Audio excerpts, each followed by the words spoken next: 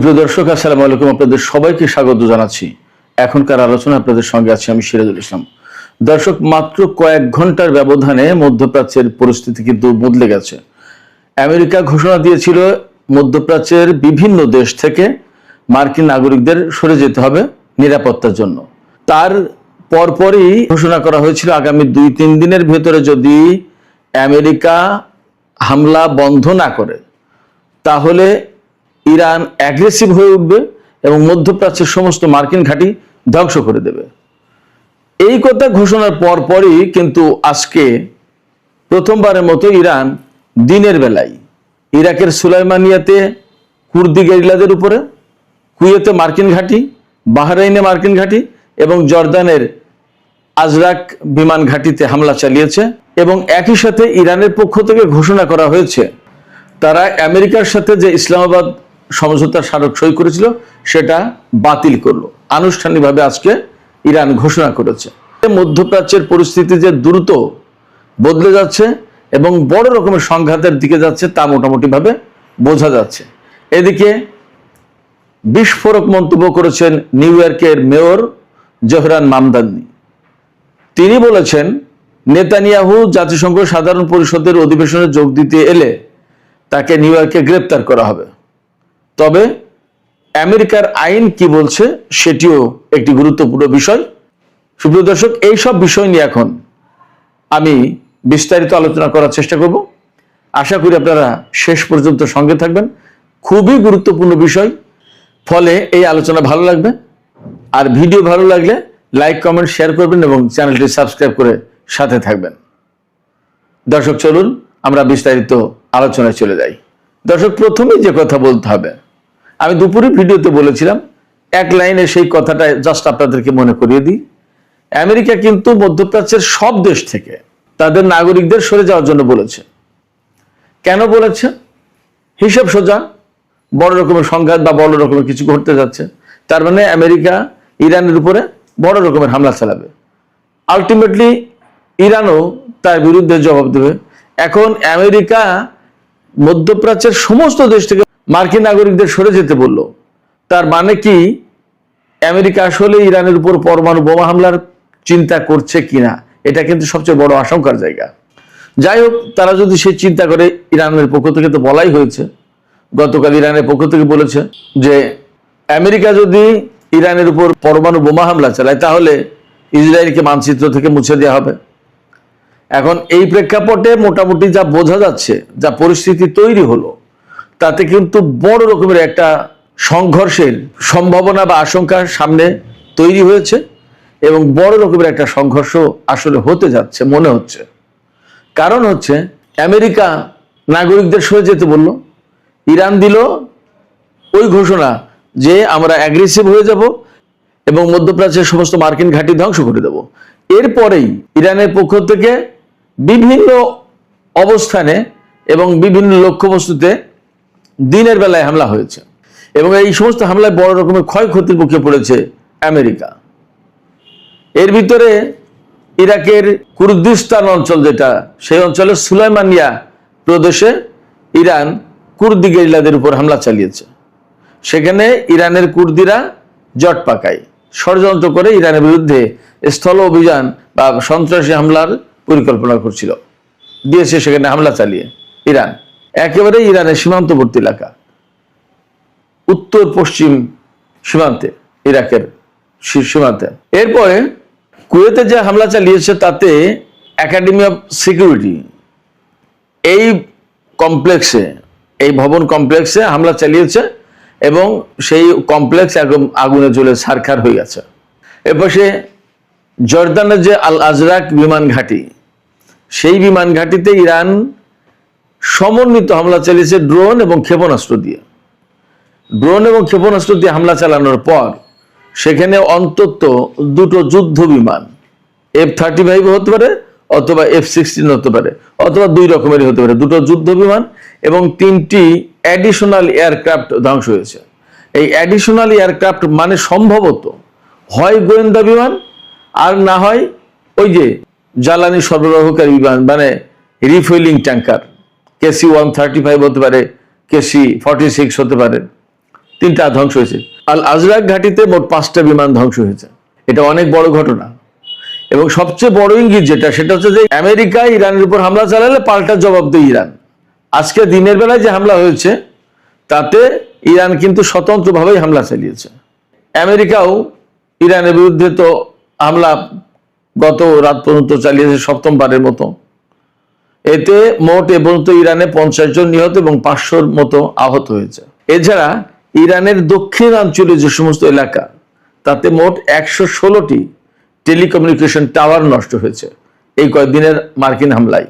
তো এই প্রেক্ষাপটে বা এই অবস্থার ভেতরে ইরানের পক্ষ থেকে আজকে ঘোষণা করা হয়েছে যে ইরান আনুষ্ঠানিকভাবে আজকে থেকে ইসলামাবাদ সমঝোতা স্মারক থেকে বের হয়ে গেল। তার মানে এর কোনো ধারা উপধারা এখন আর ইরান বাস্তবায়ন করতে বাধ্য নয়, বাস্তবায়ন করবে না। এই কয়েকদিন যদিও আমেরিকা এবং ইরানের ভেতরে যুদ্ধ ছিল, কিন্তু ইরান এই চুক্তি বাতিল করেনি। আমেরিকা বলেছিল যে ডিল ইজ ওভার, মার্কিন প্রেসিডেন্ট ডোনাল্ড ট্রাম্প বলেছিল, কিন্তু ইরানের পক্ষ থেকে এরকম কোনো ঘোষণা দেওয়া হয়নি। আজকে আনুষ্ঠানিকভাবে ঘোষণা দেওয়া হয়েছে। এই ঘোষণা দিয়েছেন ইরানের অন্যতম উপপররাষ্ট্রমন্ত্রী কাজেম গরিবাবাদী। সেই অনুষ্ঠানে সম্ভবত জাতীয় সংসদের স্পিকার বাকের কলিবাফও ছিলেন। যাই হোক, এই যে ঘোষণা, এই ঘোষণা কিন্তু অনেক বড় ঘোষণা, যেখানে কূটনৈতিক উপায়ে নতুন করে আবার উদ্যোগ নেওয়া হবে কিনা শান্তি প্রতিষ্ঠার বা দুই পক্ষের ভেতরে একটা মীমাংসা করার, সেই জায়গায় ইরানের পক্ষ থেকে আজকে এই ঘোষণা মানে হচ্ছে ইরান একেবারে চূড়ান্তভাবে যুদ্ধের দিকে চলে গেল। এবার সে পাকিস্তানের পররাষ্ট্রমন্ত্রী আজকেও বলেছেন যে ইসলামাবাদ ঘোষণা বাস্তবায়ন করা উচিত, এর আলোকে শান্তি প্রতিষ্ঠার চেষ্টা করতে হবে, কিন্তু ওপাশে ইরান সমঝোতা স্মারক বাতিল করে দিয়েছে। এপাশে পাকিস্তানে নিযুক্ত ইরানের রাষ্ট্রদূত রেজা আমিরি তিনি বলেছেন ইরানের যে সমস্ত বেসামরিক লক্ষ্যবস্তুতে হামলা চালিয়েছে এটা আমেরিকার পক্ষ থেকে এক ধরনের উন্মাদনা ছিল। এই উন্মাদনার জবাবে ইরানকে এখন ওই ইসলামাবাদ সমঝোতা স্মারক থেকে বের হয়ে আসতে হলো এবং আমেরিকার বিরুদ্ধে বড় রকমের যুদ্ধ শুরু করতে হলো। তো এই যে ইরানি কর্মকর্তাদের অবস্থান ঘোষণা, সামরিক বাহিনীর মার্কিন অবস্থানগুলোতে দিনের বেলায় হামলা, তার আগে ইরান এবং আমেরিকার পক্ষ থেকে পাল্টাপাল্টি ঘোষণা, সবকিছু মিলে মোটামুটি পরিষ্কার হচ্ছে যে মধ্যপ্রাচ্যের পরিস্থিতি কিন্তু খুব দ্রুত বদলে যাচ্ছে। এবং আমরা যে কথা বলে আসছি গত 2 দিন ধরে যে মধ্যপ্রাচ্যের চূড়ান্ত লড়াই শুরু হতে যাচ্ছে কিনা, গত রাতের ভিডিওতে আমরা বলেছিলাম, অর্থাৎ 17 জুলাই রাতের ভিডিওতে বলেছিলাম যে ইরানের পক্ষ থেকে বলা হয়েছে যে মার্কিন নৌবাহিনীর বিরুদ্ধে ইরান খুব শর্ট টাইমে চূড়ান্ত যুদ্ধ শুরু করবে এবং সেই চূড়ান্ত যুদ্ধের এই 0 আওয়ার একদম কাছাকাছি চলে এসেছে। তার মানে যে কোনো মুহূর্তেই ভয়ঙ্কর যুদ্ধ শুরু হতে পারে হরমুজ প্রণালীতে। তো আমরা সবগুলো ডট যদি মিলাই তাহলে দেখা যাবে যে আমাদের কথাই মোটামুটি অনেকটা ঠিক হতে যাচ্ছে। মধ্যপ্রাচ্যে বড় ধরনের সংঘর্ষ শুরু হতে যাচ্ছে এবং হতে পারে এই লড়াই একেবারে চূড়ান্ত লড়াই, যে লড়াইয়ের ভেতর দিয়ে ইরান এবং আমেরিকার মধ্যে অনেক কিছুর ফয়সালা হবে। সেই লড়াইয়ের দিকেই সম্ভবত এগিয়ে যাচ্ছে। জানি না আসলে পরিণতি কি হবে, তবে আশঙ্কা কিন্তু আমার তেমনই। সুপ্রিয় দর্শক, এ পাশে আরো গুরুত্বপূর্ণ 3টি খবর আছে অন্তত। একটা হচ্ছে নিউ ইয়র্কের মেয়র জোহরান মামদানি তিনি ঘোষণা দিয়েছেন আগামী সেপ্টেম্বর মাসে ইসরায়েলের প্রধানমন্ত্রী বেনিয়ামিন নেতানিয়াহু যদি নিউ ইয়র্ক শহরে আসে জাতিসংঘ সাধারণ পরিষদের অধিবেশনে যোগ দিতে, তাহলে তাকে গ্রেপ্তার করা হবে। জাতিসংঘ সদর দপ্তর কিন্তু নিউ ইয়র্ক শহরে, আর নিউ ইয়র্ক শহরের মেয়র কিন্তু জোহরান মামদানি। অতএব তার এই ঘোষণার গুরুত্ব কিন্তু অনেক। আন্তর্জাতিক অঙ্গনে আমেরিকার সাথে ইসরায়েলের সম্পর্ক এবং নেতানিয়াহুর আমেরিকা সফর অনেক কিছুর সাথে জড়িত এবং এর গুরুত্ব কিন্তু অনেক। এই যে মামদানি ঘোষণা দিলেন, এই ঘোষণা ডেফিনেটলি ফিলিস্তিন, লেবানন বা ইসরায়েলের বিরুদ্ধে যে সমস্ত দেশ তাদের পক্ষে গেল। এখন প্রশ্ন হচ্ছে যে মামদানি নেতানিয়াহুকে আটক করতে পারবেন কিনা। এই প্রশ্ন তুলছি কেন? এই প্রশ্ন তুলছি এই কারণে যে আমেরিকা কিন্তু আইসিসির সদস্য না, আন্তর্জাতিক অপরাধ আদালত যেটা তার সদস্য না। যারা সদস্য না তাদের জন্য কিন্তু আইসিসির আইন বা কোনো গ্রেপ্তারি পরোয়ানা বাস্তবায়ন করা মাস্ট না, অবশ্যই না, ম্যান্ডেটরি না। গাজায় গণহত্যা চালানোর অভিযোগে আন্তর্জাতিক অপরাধ আদালত নেতানিয়াহুর বিরুদ্ধে গ্রেপ্তারি পরোয়ানা জারি করেছে। এই যে নেতানিয়াহুর বিরুদ্ধে গ্রেপ্তারি পরোয়ানা জারি করলো আইসিসি, এই পরোয়ানা বাস্তবায়ন করার দায়িত্ব যারা আইসিসির সদস্য তাদের। আমেরিকা যেহেতু আইসিসির সদস্য না, ফলে তারা কিন্তু এই আইন মানতে বাধ্য না। সেক্ষেত্রে মামদানি কি নেতানিয়াহুকে গ্রেপ্তার করতে পারবেন কিনা? কারণ আমেরিকা তো আইসিসির সদস্য না। এখন প্রশ্ন হচ্ছে, নিউ ইয়র্কের মেয়র হিসেবে জোহরান মামদানি আইনগতভাবে তার বিরুদ্ধে কোনো ব্যবস্থা নিতে পারবেন কিনা সেটা খতিয়ে দেখার ব্যাপার। বা আমেরিকার আইনের কোনো ফাঁক ফোকর আছে কিনা, যে ফাঁক ফোকর দিয়ে নেতানিয়াহুকে গ্রেপ্তার করার ব্যবস্থা করা যায়, এইগুলো খতিয়ে দেখছেন মামদানি। তিনি বলেছেন যে আমি আইন বদলাবো না, তবে আইন, বর্তমান আইনের যা আছে তা কি আছে সেগুলো আমরা খতিয়ে দেখার চেষ্টা করছি। যদি এই আইনের ভেতরে এমন কোন অপশন থাকে, প্রভিশন থাকে নেতানিয়াহুকে গ্রেপ্তার করা যাচ্ছে, তাহলে গ্রেপ্তার করব। মামদানি আজকে কেন এই কথা বলছেন?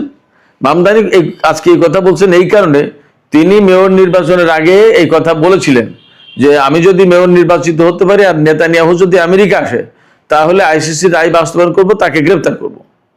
সেপ্টেম্বর তো কাছাকাছি, জাতিসংঘ সাধারণ পরিষদের বার্ষিক অধিবেশন চলে আসছে প্রায় সামনে।